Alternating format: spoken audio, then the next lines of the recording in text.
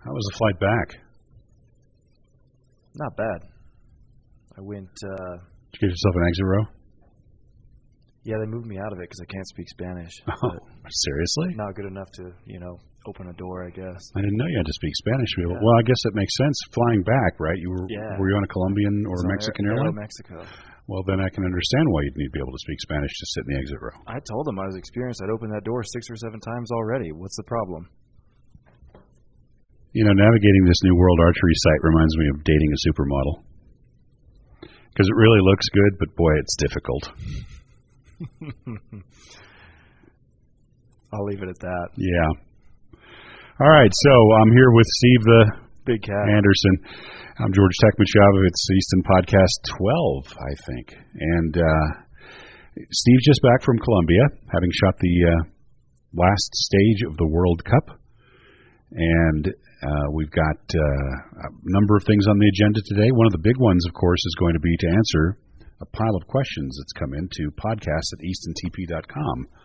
So we're going to try to tackle those. But first, we're just going to review the fun in Medellin. And Steve, you shot well, took a gold medal in the team round along with Rhea Wild and Braden Galantine. Mm-hmm. So things went well from your perspective on that end. I know you're disappointed on the World Cup side. Yeah, on the individual side, I needed one more spot, and I would have had a place in the final. So you're technically the alternate then. Yeah, I'm not counting on being there, but it was a good tournament at least on the team side for us. Well, you could have encouraged one of those other guys to eat the hotel sushi or something. Yeah, I suppose something got me sick there, and I heard a lot of the Italians as well. Is that right? Yeah, a little bit of food poisoning to cap off the week, and I wasn't able to practice before the team round. Basically, that was the first time I had picked up my bow in a couple days, and it's awful. It felt incredible, though. I shot awesome. So, well, sometimes sometimes when you're feeling under the weather, your focus is adjusted in such a way that you can perform better. Yeah, I know that sounds counterintuitive, but it's true. Yeah, maybe a day off to relax a little bit helped me. Who knows? I'm not sure I'd recommend that method. No, I'm not looking for food poisoning on any further trips. Okay, so looking at the brackets for the World Cup final. And as we pull up the results list, let's start with the compound men for the World Cup final, which is going to take place in Mexico City. Well, Mike Schlusser, Mr. Perfect, is number one on that list, Steve. Yeah, he had 2 silver medals and I think somewhere around a 6th or 7th place to finish out the year. So he was locked in after the second stage. Yeah, he was pretty much a lock after the second stage, confirmed it after the third. I don't recall Sebastian Pinot having such a great year, but clearly he has because he's second on this list. Yeah, he won twice. So he never qualified really well. He did qualify well in China, I believe, but so he's had a good start, but then after that he just kind of he kind of faded away, and then but not because clearly he shot well enough to be second here. Rhea Wild, had a disappointment in Copenhagen for sure, and I think I'm putting that very mildly. And in a moment we'll talk about another shooter that had a similar disappointment, but it should be fun to talk about. Oh my, Rio's ranked third. Martin Damsbo is ranked fourth. Abhishek Virma of India, who I once saw shoot something like 50 consecutive tens. I mean, just an amazingly good shooter when he's on. Yeah. He's from India, and he is number 5. Dominic Genet, another guy who's kind of, not been real high on the radar, but clearly shooting consistently well. Yeah, he had a quality year. He had 1 bronze, and then he had a bunch of other decent finishes, and that got him in. And then one of the guys that you predicted for glory in Copenhagen, who he didn't have such a great tournament in Copenhagen, but obviously he's done well, and he is Demir Emegakli of Turkey, who is 6th. And, of course, then Mexico will be getting a slot as the host country, which unfortunately pushes you to just off the list. If any one of those guys that we just described decides not to go, you will be going. I haven't heard anything yet. I'm not planning on it. And you're not planning on any Tanya Harding type action, I'm sure. I'm actually kind of looking forward to having the season wrapped up. Okay, getting ready, maybe refocusing for indoor. Of course, we've got some business-related stuff that's going to keep us really busy in the next few weeks. Yeah, with sales meeting and product launch. New product launch is always a lot of fun, but it's a lot of work. So a lot going on there. Let's move on to the compound women. The compound women's list is no surprise in some areas. Sarah Lopez. I'm not surprised to see her number one. Nope. The archer from Colombia has just been shooting really well, in spite of just having some technical problems here and there, with mostly related to rain and the use of an optic in her rear peep sight. Yeah, hopefully. I think that's probably been sorted out by now. No, it has not. Is that so? No. Tell me the story. I believe she's still using a clarifier, so she will. Anytime there's rain, she will have to be certain to keep that thing dry. And I'd be keeping a can of compressed air handy or something, maybe. Or just a standard peep insert. That would be probably the wise choice. Natalia Avdieva of the Russian Federation is second. Natalia's had a good year. Yeah, she won. She did win in Poland. Other than that, she's had a bunch of solid finishes. That's really the key to getting into the final. Do you have a couple good ones and a bunch of other decent finishes? Do you know much about this third shooter here on the list? Linda Ochoa, a thing or two, I've heard. Yeah, so. All right, so congratulations, Steve. Your wife is number 3. The wife made it for the World Cup final. That's awesome. I'm sure she's really happy to have you helping her get ready for that too. Yes. Her teammate Stephanie Salinas is 4th, and that means, of course, that the 2 Mexican women who are in this thing made it in spite, or without needing to dip into the. They didn't have to use their auto qualifier. Yeah, they didn't need that because they finished really well. Yep. Andrea Marcos of Spain is 5th. Nice to see Crystal Galvin's hard work paying off. She is 6th. And Alejandra Usquiano of Colombia is number 8. Yeah, it's interesting they have 8 and 7 reversed right there. Yeah, I'm not sure what's going on there. That's a website issue, I suppose. Maybe so. We'll get a clarification. It looks like right now, if you look at the ranking, I think it means that Maria Vinogradova of the Russian Federation is going to have that bubble position. Well, she's in regardless, 7 or 8, because the Mexicans are already in. Yeah, all right. So that's helpful for the compound women's situation.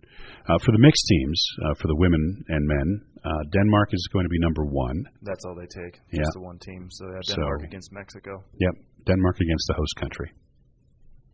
And Slovenia was right behind them, but not enough to catch Denmark. They were 6 points different. That's a lot. Let's look at the recurves. Let's see. Korea, America, Korea. So that means the third Korean is off. Kim Woo-jin is number 1, and Lee Sang-yoon, his teammate, is number 2. Brady Ellison is 3rd. Brady's got to be stoked. Yeah, 6 in a row for him. Yeah, really, really a heck of a run, and another opportunity to win a World Cup final. Mm-hmm. But he's going to have a tough row to hoe with those Koreans ahead of him. Yeah, I mean, it's for anyone. There's a lot of great shooters on there. You look at the list, and it's interesting how many Koreans are on the top 8. Well, it's normal, 4 of them. But here are the odd men out. We've got Koo Bon-chan out because Koo you can't have more than 2.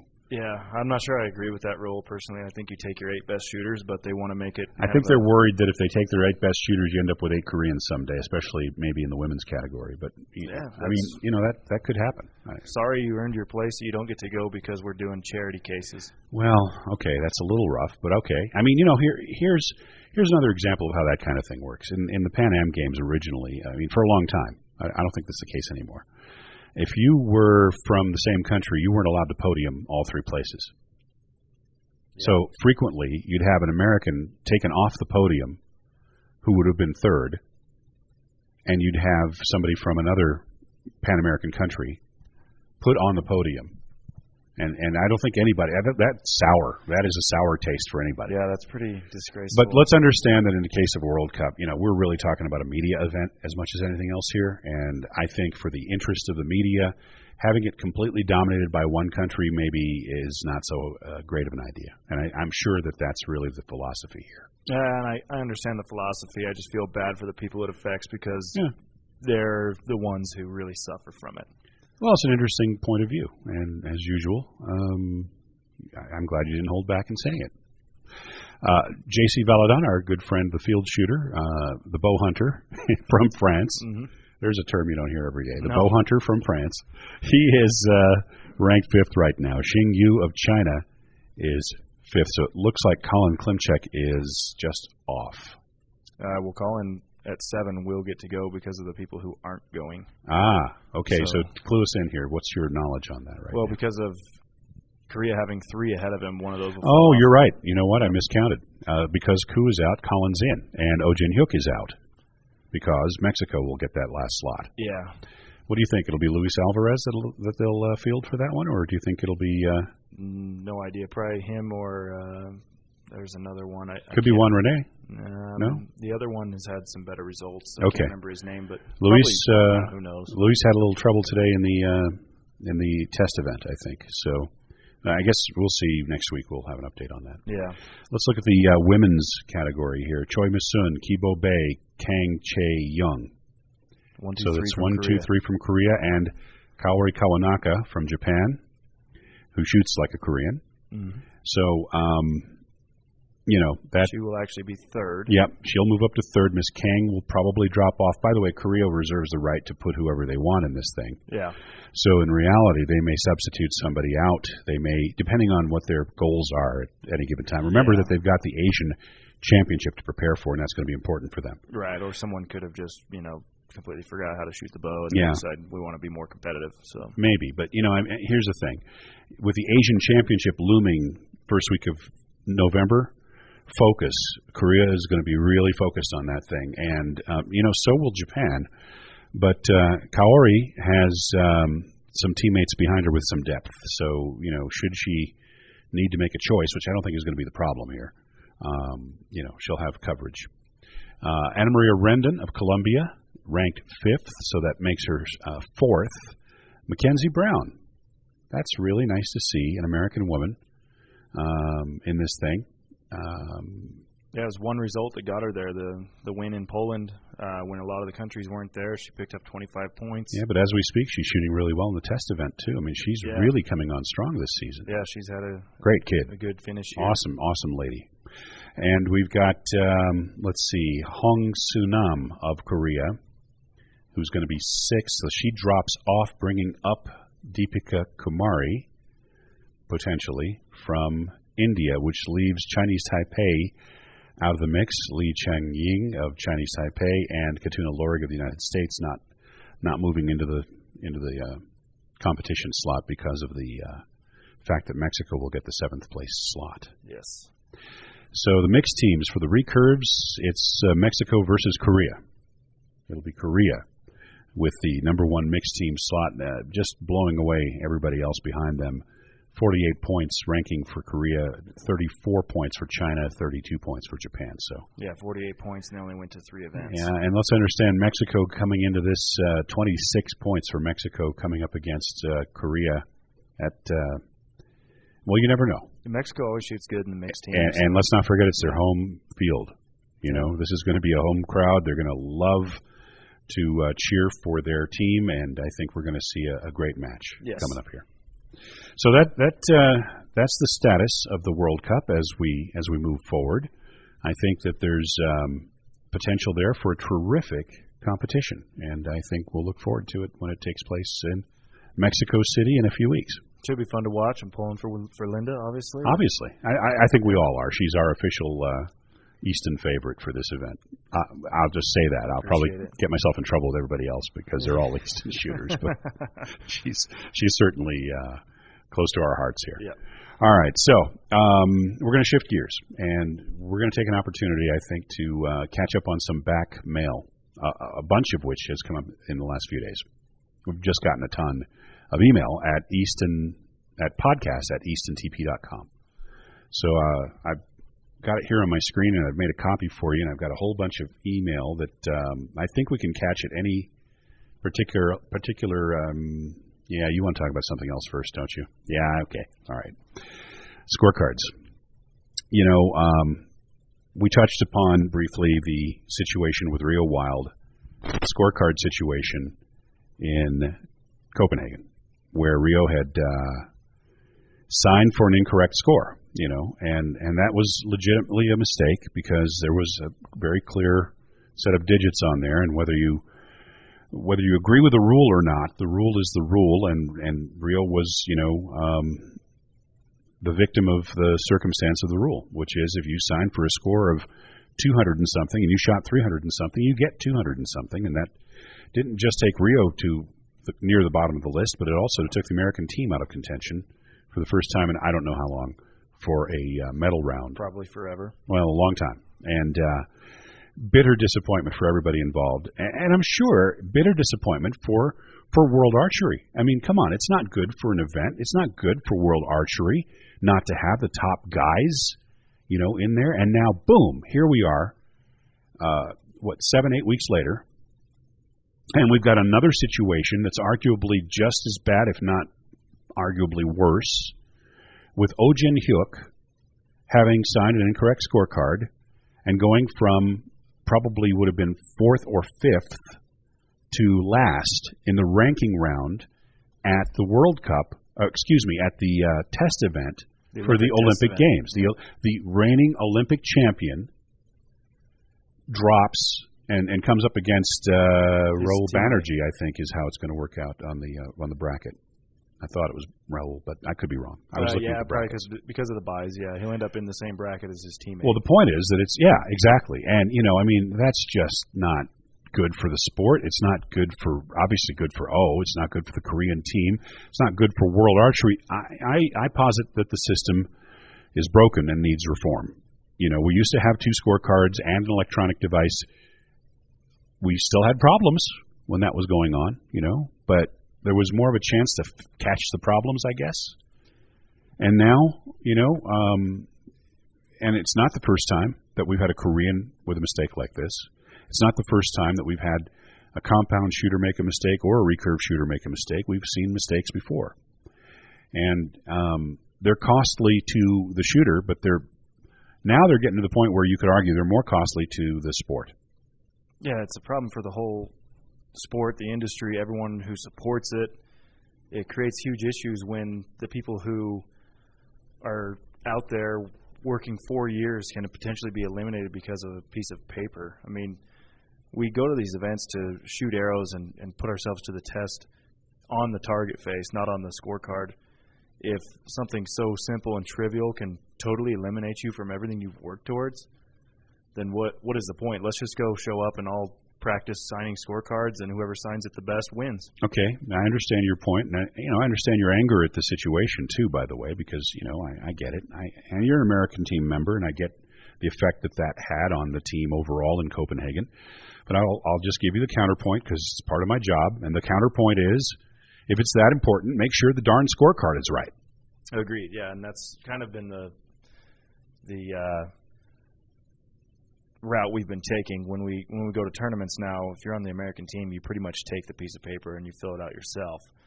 You just can't trust the way other people write their numbers. You can't trust the way other people write at all. I mean, in regards to their legibility. Yeah. Take responsibility for your scorecard. So, which the issue here is that did have his own scorecard. I heard it was his teammate that filled it out, by the way. World Archery reported it was his own. It was a Twitter feed from World Archery. I don't think that was correct. In the end, I think it was actually his. Okay, we'll find out. It doesn't matter. The point is, this isn't good for the sport. This isn't good for the media. This is not a good news story. The only good thing that happened here is that it happened at a test event, not at the real thing. Because if it did happen at the real thing, heads would roll somewhere. I think I know where. I don't, but I'm saying heads would roll somewhere. And that's all I'm going to say about it, except to say that, until this gets some kind of reform, until the World Archery Executive Committee or the Congress decides to do something, because it's their choice, it's their thing, this is their bailiwick, watch your darn scorecards. I mean, you just can't say it enough. Yeah, I mean, the simple fact of the matter is if there's an issue with the scorecard, logic and common sense should prevail. They should go through and add up that one particular scorecard and figure out what the actual true score should be. I agree, but the problem is, they've got to stick to a schedule. And you could argue it's selfish or stupid for a shooter to hold up the event or screw up a bracket because they can't be relied on to properly fill out a scorecard, Steve. Agreed, but how long can it really take? I mean, if everyone filled it out wrong and they're manually going through them, yeah, it might take all night, but guess what? We don't shoot the brackets till the next day anyways. they're there to run a world-class event. They can stay up all night and work on it. And they have before, I can tell you that. I can assure you of that because I've participated in the process of staying up all night and fixing all the wrong scorecards and all that sort of thing. So, all right, enough on that, except to say that something needs to change. It's a horrible situation for Ojin Hyuk, and it's a horrible situation for World Archery, in my opinion. They don't want to have this situation. Nobody wants it. No, it changes the whole dynamic of the tournament. I mean, I'll be the first to say that if Rio hadn't been eliminated in Copenhagen, the tournament outcome would have been a lot different. It would have been different. We don't know what it would have been, but it certainly, arguably, would have been different. You move everyone who was underneath him down one spot in the bracket and put him back in there, another great competitor there. Changes a lot of things, you know? Sure. And that's, I think, the last word on that for a while until we, hear about. Until we get a bunch of emails about it. Well, that's going to happen. I just, I take pride in the fact that we can say what we want to say, but I also want to make sure that we are fair to everybody involved here. And in all fairness, first, it is absolutely the right thing for World Archery to make the rules what they are from the standpoint of, sticking to, no matter who it is, you screw up, you get treated the same. Doesn't matter if you're the first time you're at an event or you're the reigning Olympic champion. Right. Well, they have to now. Well, they did before. I mean, Can't comment on that. I don't know for sure. Well, I can tell you for sure. They always have. So, you can't argue about the integrity of the rule keeping. That part I know personally has been at the highest standard. Whether you like it or not, that's just how it has been. Nobody in World Archery would ever screw with the rules to try to give some shooter an advantage. That's just not going to happen. No, not going to happen from a judge, not going to happen from the powers that be behind the scenes. It's just not, because those guys, that's where the line is drawn. There is absolutely no chance that World Archery would do something wrong deliberately to try to give somebody an advantage of some sort. It's just not going to happen. You put a lot of faith in people. No, I'm there. I mean, I've been there. I'm not there anymore, but I can tell you that I've seen it, and I know how they do what they do. Right. There's no screwing around with the jury of appeal. Those guys generally know what they're doing and stick to the principles that are behind the rules, not just the rules themselves. Yeah. So, well, let's just hope that the World Archery Congresses can make a change to the rule, and we can move forward without having to worry about any of these silly issues that really create huge waves across the sport. Yeah, you and I agree on that 100%. All right, switching gears, if you're ready. Are you over this now, or you look a little upset? Yeah, I think every time I think about it, I just think how ridiculous it is. I'm looking at you, and you're kind of scary. You're 6'9" and scary. So I'm not 6'9". That's what the basketball commentators used to say, isn't it? Oh, they probably stretch it an inch or so. Yeah, all right. Yeah, definitely not 6'9". All right. Well, at least we got you smiling again. Let's look at our mailbag. We've got a long mailbag here, so we're going to pick and choose here. I'm going to start with this first one. This guy that wrote in is Jim Forbes, and I know Jim, and I think maybe you may not know Jim, but Jim used to be a top compound guy. Yeah, he reached out to me on the Facebook, but I do not know him personally. So Jim's a great guy. He is thanking us for the Shot Execution Under Pressure podcasts. That would be the one you and I did, and the one that I did with Jay Barrs, talking about shot execution under pressure. So he's got some specific questions for you, Steve, and he wants to know this. Steve, are you light on your release hand, or do you have a handful? I shoot a honey badger claw set to where I pretty much can draw it with all three fingers. I do not draw my three-finger release with three fingers. I draw it with about 80% of weight on my index finger, 20% on my middle finger, and my ring finger is off the release. And then as I come to anchor, I get into it, rotate it to click, and go from there. So I guess you could say I'm fairly light on the release. Not trying to pull the wheels off. No. All right, and then he's got another question.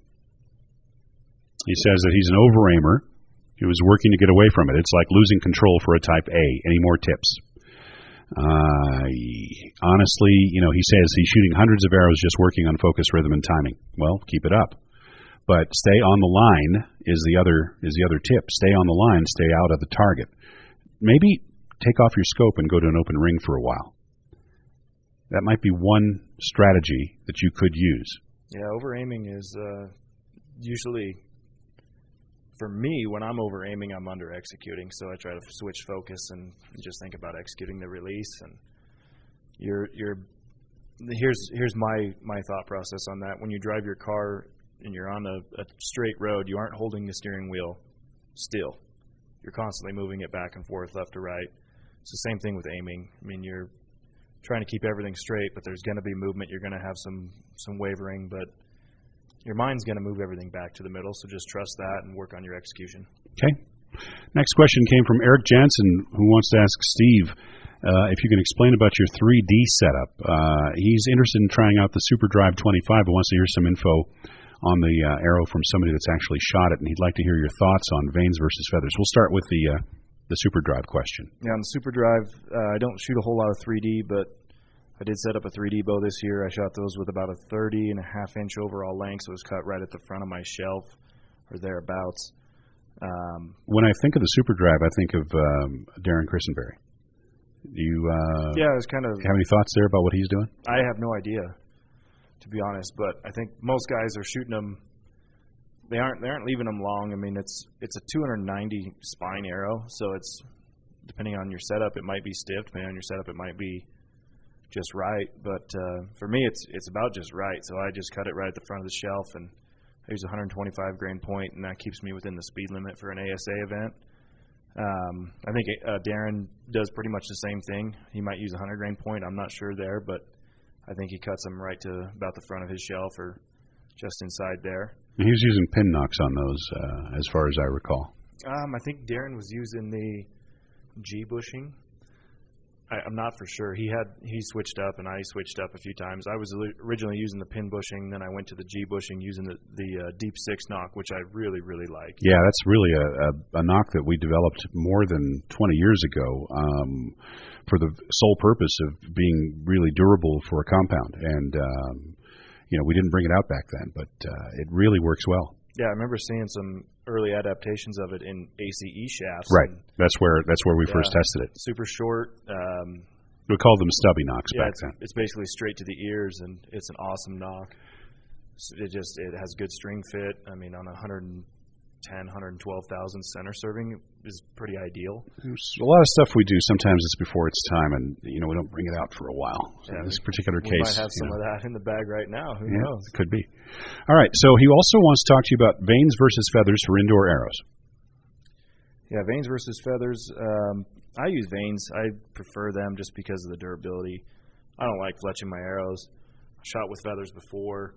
Shot with vanes. I can't really tell a difference in scores, so they both shoot excellent. All right, let me ask you about some rumblings I'm hearing from some of the top guys that they prefer to use a little softer vane for a little more drag factor indoors. Yeah, I've heard that before from Rio, Logan, old buddy Kevin Wilkie. I think a couple of the French guys are shooting something similar. Yeah, they all like a vane real thin, real soft. It kind of flaps around. Acts like a feather a little more? Yeah. I'm sure it works great. I have had such good success with just a standard Easton Diamond Vane type. I use the AAE version, but it's the same as our Easton Diamond Vane 380, and I have had no issues with those. No reason to change. But I'll say this about feathers. Feathers are awesome. They look great, but out of a high-speed compound, I'm not sure whether they're the best choice. Yeah, I think they just lay down too easily. That's possible. Yeah. But I mean, if you're shooting 27-12 or something like that, you're not getting a ton of speed. They functioned well for me in the past. Feathers have. Just they lack durability. If you're shooting a bow that you struggle to get cable clearance, feathers are a necessity. I mean, there was a top-level shooter made a switch back to feathers this year, and everyone said, hey, what the heck, why are you using feathers? It was because his bow wouldn't clear the cables. Some of these bows, they have shoot-through systems. In the old days, they'd have to use feathers for those. Yeah.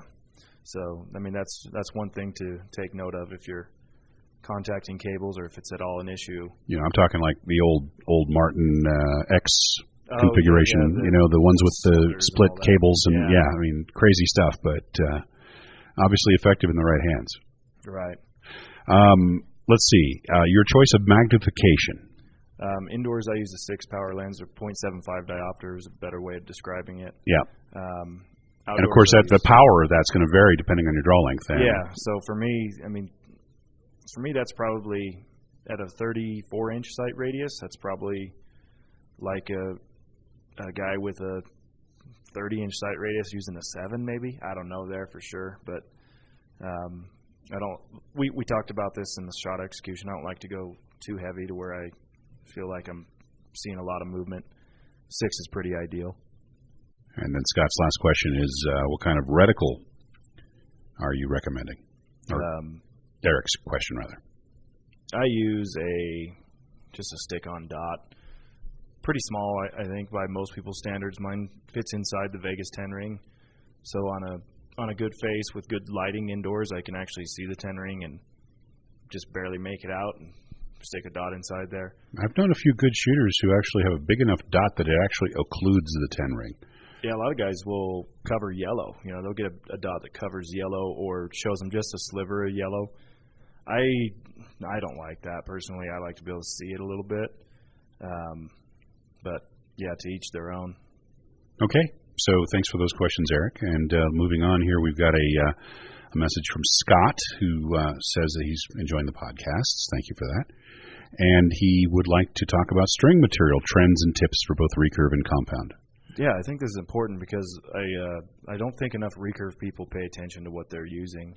And I think a lot of compound people get wrapped up in the new stuff and whatever's coming out, and it's this or that has got to be better. And you see a lot of issues on the course because of that. But I'll let you touch on recurve, and then I'll address compound. Well, let's talk generally. First of all, there's a lot of new stuff coming out, it seems, almost every 6 months or so. And one reason for that, by the way, is because BCY, which is the main supplier these days here in the United States and around the world, is constantly doing two things. One, tweaking to improve, and two, making sure their supply chain is stable. And what am I saying? I'm saying that it's hard to buy some of these materials in the quantities that the archery industry uses them in. And so when, for example, 8125G was developed, the reason for the G, that's a gore fiber, that was meant as a filler because they had to change the denier, the fiber count, because they couldn't get a hold of the material that they'd previously been using. So they used the gore material as a filler for that thing to keep the mass down but keep the performance the same, so that you wouldn't have to change your serving techniques, for example, to accommodate your knock. Right. It kept the overall diameter the same. But I got to point something out. The Koreans generally are still using fast flight, original spectra-based fast flight material, which, that stuff's 30 years old. It was originally developed by Hoyt, in fact, for the compound market for what they called back then their AIM system, which was the first fully synthetic rigging, because before that you had steel cables in your compounds. First real bow cables, or real synthetic cables. Yeah. Well, first reliable ones for sure. Yeah. And, it was one of those situations where the Koreans, once they got them to work, obviously everybody and their mother switched away from Kevlar just as fast as they could because that stuff was unreliable. And as soon as the Koreans got onto the fast flight, they never looked back, but they haven't looked forward a whole lot either, which is kind of interesting. Yeah, I guess you find something that works and you stick with it. If your string is not an issue for you and you're maintaining brace height over the course of a day, then why make a change? And that's the key, of course, is maintaining brace height over the course of a day. You do want a certain number of twists in your recurve string, no matter what material you've made it from. You don't want too many twists so the thing turns into a cat toy when you're taking it off your bow. But you do want to have enough twists that it has a little bit of cushioning and it quiets it down a bit. Also, it makes it somewhat less susceptible to creeping in heat. So, in general terms, any of your first line materials are going to be good. Some of them have some minor differences in both performance and feel characteristics. The only material that I've seen so far that really is very, very different than anything else out there is still Angel Majesty, which has that thermal activated coating. It's almost like a polymer coating on there, and if you behave properly with that particular string material, it doesn't move once you've got it locked down. Pretty solid stuff. I really like it a lot.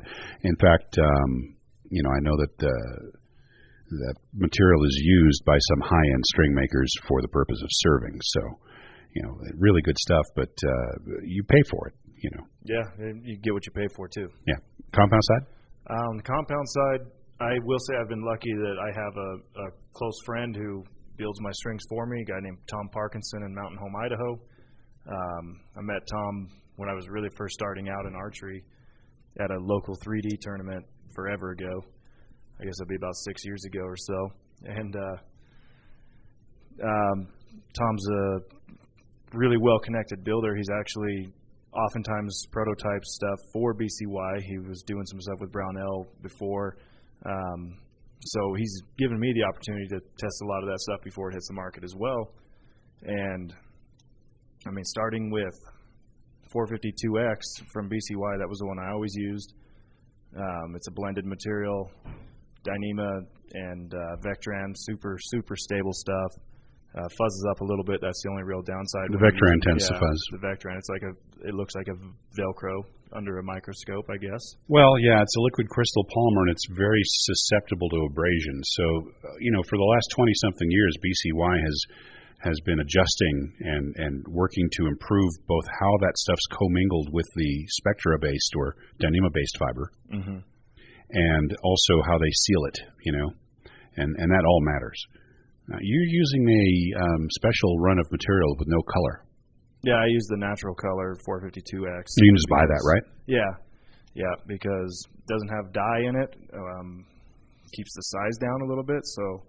Yeah, the way the dye is applied, it's actually coated on there because the stuff won't actually absorb dye. So they actually coat it. The wax. Yeah, it's kind of an extra coating in there. It makes it heavier. So your mix is going to be different from color to color. Whereas if you have the natural colored stuff, you seen any downside in UV light or anything like that? I don't think there is. No, I haven't had any issues there. I mean, for me, the whole reason to go to natural color is to increase my strand count without increasing my diameter, so I can get even more stability out of more strands, have that reliability, and not have to worry about the diameter getting too big and having to go do something funky with my serving. So I've tried everything else, 8190, 8125. There's a new 8190F trophy. You name it, I've had it on a bow. So for me, 452X is old reliable. Works well in heat. When I build a bow, I build it around going to Reading. That's the one tournament a year. Which can be raining or can be really hot and dry. Yeah, and it's the last few years been around 100 degrees, and it's May. And global warming. Yeah, there you go. So when I set up a bow, I want it to be bulletproof, and part of that is it's got to be able to take 3 days in the Reading heat, and 452X time and time again has worked well for me. So I just kind of stick to that formula.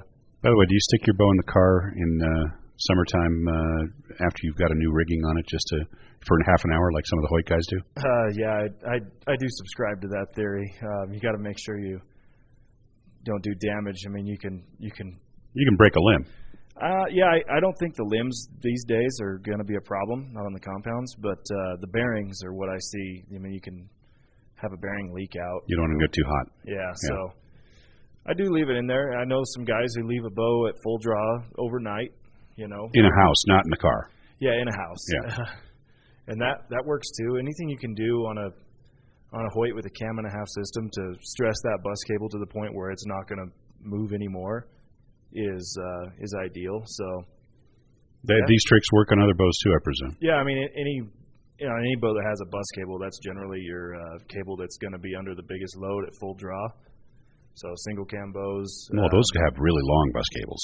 Well, the single cam's not so much. Their string is so long. Oh, it's the string is what I meant. Sorry, yes. So anything you can do to get them worn out without wearing them out. Gotcha. That's kind of my theory. But if you're building, with a good material and you have a guy building them who knows what he's doing, with the machines they use these days, the materials we have these days, it's really, really hard to screw it up, I think.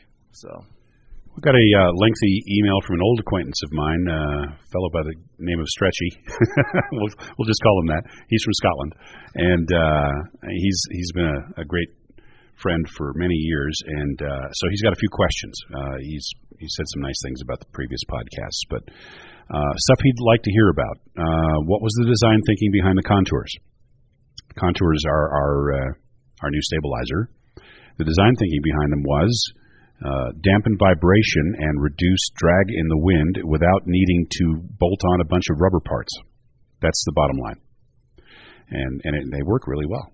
Yeah, and you can use rubber parts on them, by the way. Right, and but you don't necessarily need to. Just talking on that theory a little bit, I mean, when you guys were designing the contour, I was over at Hoyt and Fuse, and we were doing the tapered stabilizer, and we almost came to the same conclusion without having ever had the same discussion, about this stuff. Yeah, people don't realize we're completely separate companies. Yeah. So the whole premise behind these bars is that when a bow is fired, the vibration occurs at the base, not out at the tip of the bow. So you don't need as stiff of a material or as much material out at the distal end of the stabilizer.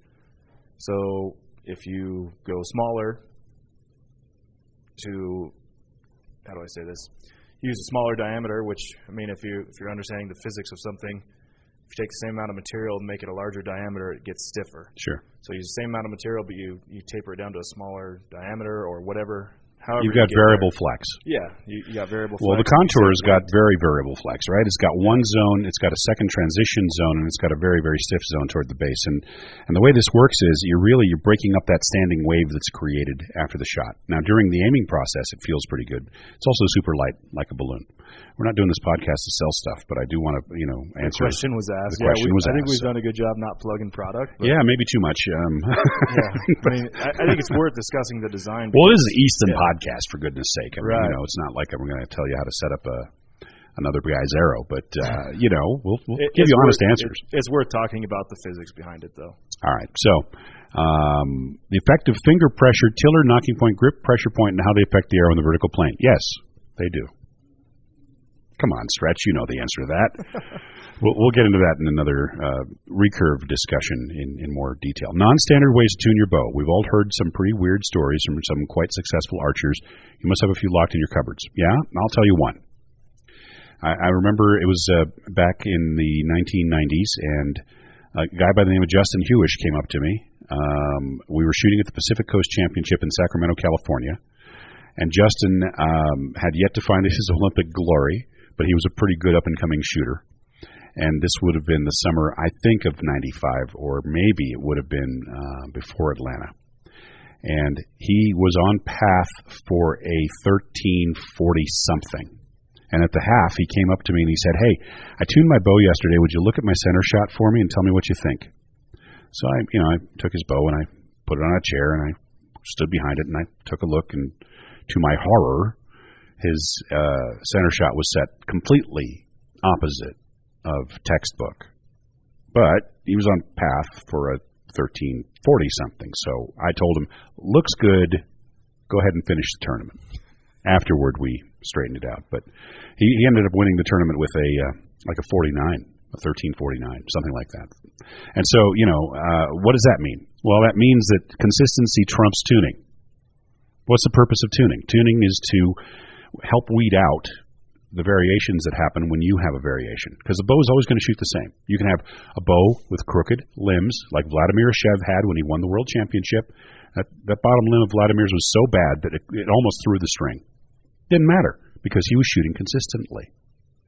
Tuning is to get some of the human factor out of the system, make it less susceptible to being affected by what people do. Yeah, you're making it work with the human. Yep. So it's going to work regardless. It's going to do the same thing time and time and time again. Let's see here. Stretchy wants to know, why is the unmeasurable so important to archers? Feels good. It's forgiving. It's smoother. We have spent over the years, I hate to hesitate to say the number, but it's in the hundreds, it's in the tens of millions of dollars to quantify. Now I'm talking about Easton Sports, the baseball bat division, the hockey division, the archery division. I'm counting Hoyt in here. We built a test lab in Los Angeles specifically for this purpose of quantifying feel. That sounds very, maybe sounds strange, but it's absolutely the truth. We had a staff of programmers and people dedicated to coming up with ways to measure things we spent a lot of energy to quantify feel because, it's important. And it's important for bows. It's important for guys hitting a hockey puck. It's important for guys hitting a baseball. It's important for guys swinging a golf club. We've been OEM for many years for some major golf manufacturers back there in Van Nuys. And so we spent Jim Easton put a lot of emphasis on figuring out, how to quantify feel so that we could design to it. Because, you can't just hand something to somebody and they go, oh, that feels good. And you hand it to the next guy and they go, oh, that doesn't feel good. You've got to understand the fundamentals behind why something behaves the way it does. And that's what we spend a lot of time to do. So the bottom line is the unmeasurable is important to archers. As to the why, well, it's because we're people and we're engaged in a feel sport. We're engaged in a sport where how something feels affects your perception, and your perception in archery can be your reality. So very much so, and that's I can't put it any other way. I mean, I think it almost goes back to tuning your bow. I mean, when you're tuning your bow, you're trying to make the bow feel good to you as much as you are trying to achieve arrow flight, anything else. For me, it's oftentimes in archery, and it's in compound archery. A lot of it has to do with let off, holding weight, cam timing, how that's all working with me or against me. And if something doesn't feel right, it goes right back to my shot execution. So feel is super important because it goes back to the very last thing that triggers your brain to fire the shot. Finally, Stretch wants to know when the depleted uranium points will be commercially viable for X10s. Actually, I started with depleted uranium and worked my way toward tungsten, but that's a story that cheapskate maybe for another day. And that's not expensive. It's just you can't export it, and it's toxic. But other than that, other than that, good stuff, huh? And you don't want to keep them in your pocket. All right. No, back in '92. Back in '92, we did whatever we had to do to figure this thing out. So, all right. Hi there, George and Steve. Mark says that he picked up the sport in March as a new recurve shooter. Has a great club near L.A. to help him with many things. But wants to ask me, what skills do I wish more new archers had? Listen to your coach. Don't go out and buy a bunch of crap before you talk to your coach. that's one skill I think that's useful. So he wants to know if and these are really good questions, by the way. This guy is obviously, giving this some thought. He wants to ask us, what skills do we wish more new archers had? We want to be able to help out others and bring in friends to the sport, so what would you suggest focusing on?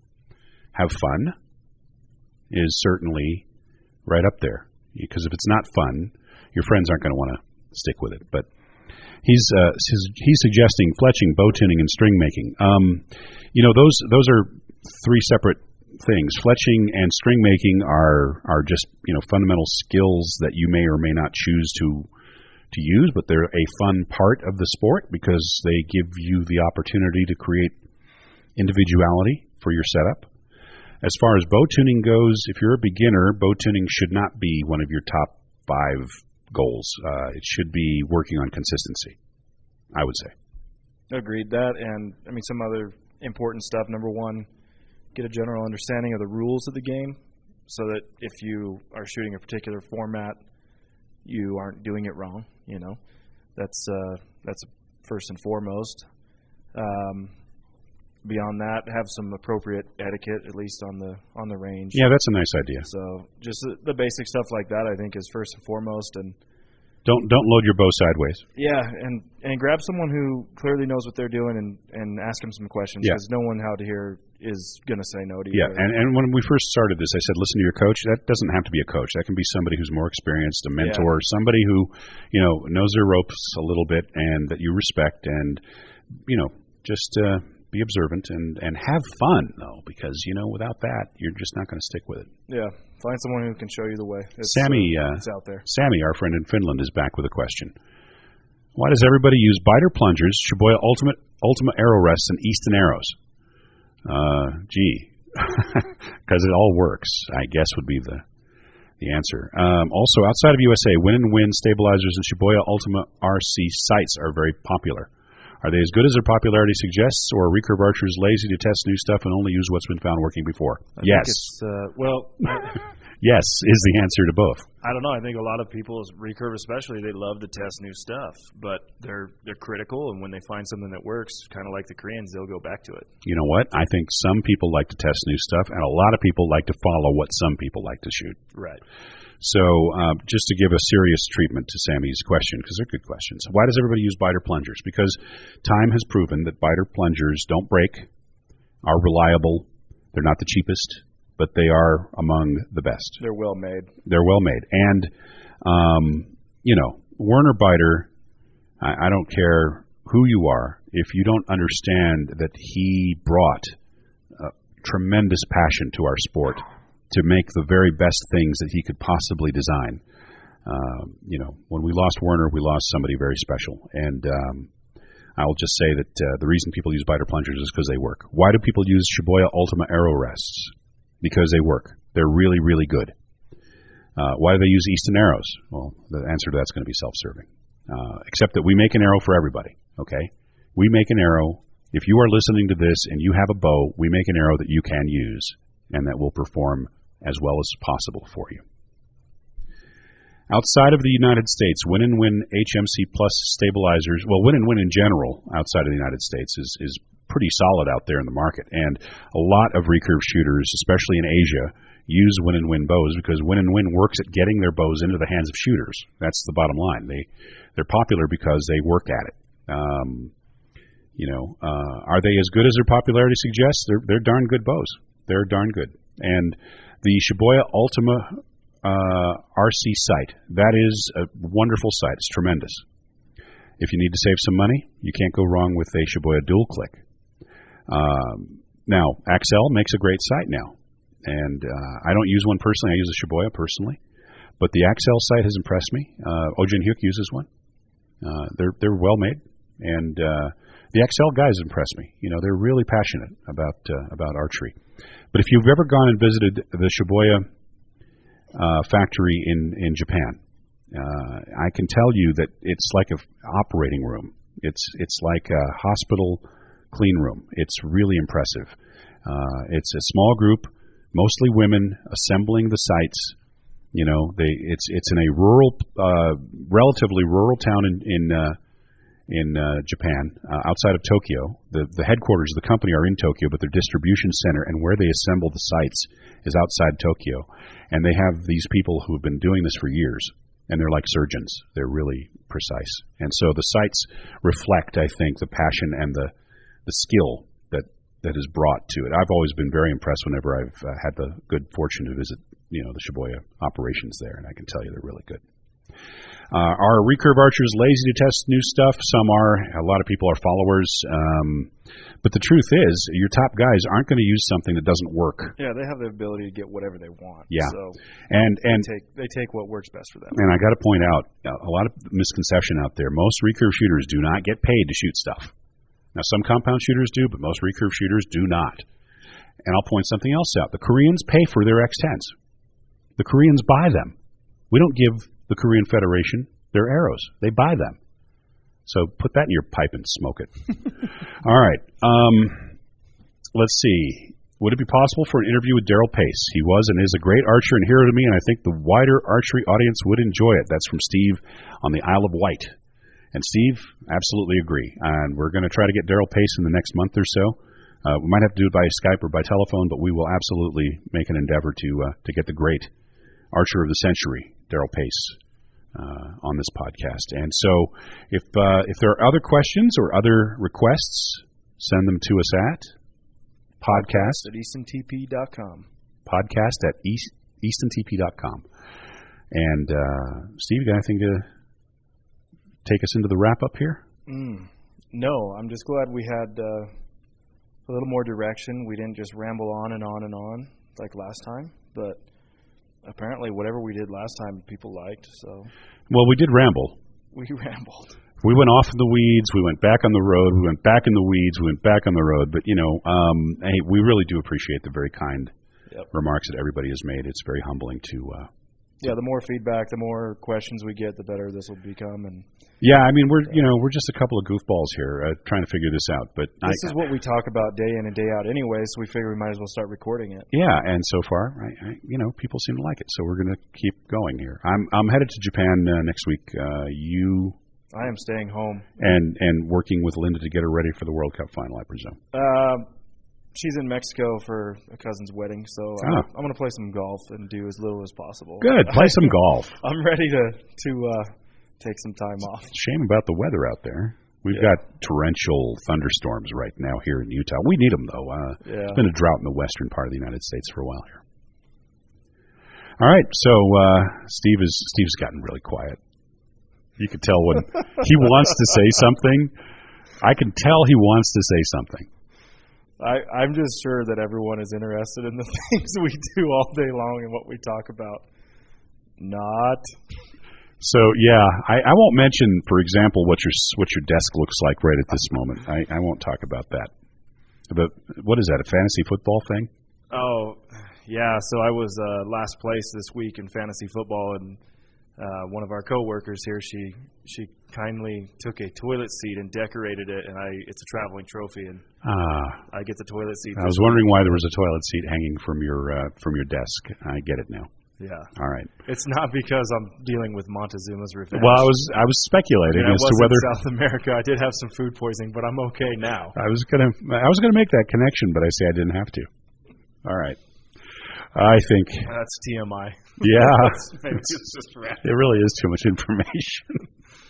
All right. So unless somebody gets Tanya Hardinged, we'll be looking forward to the World Cup as spectators. And Steve, thank you for taking the time today once again.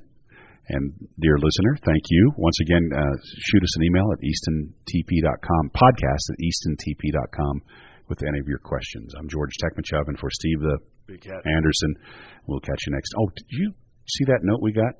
Yeah, I think we're not supposed to do that anymore. Yeah, the guy's creeped out by you saying Big Cat. Yeah, maybe I'll just let you handle it. Okay.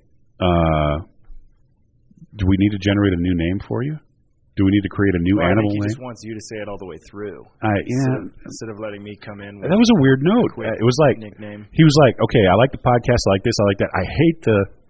I appreciate that because I have little idiosyncrasies about me. Is that the word, idiosyncrasies? Yeah. And things that bother me, and I would prefer if people tell me the things that bother them that I do. So I'm okay with it. I hear stuff like that all the time, but I still haven't changed. Right. That wraps up our podcast. We'll talk to you later. Thanks very much. Bye.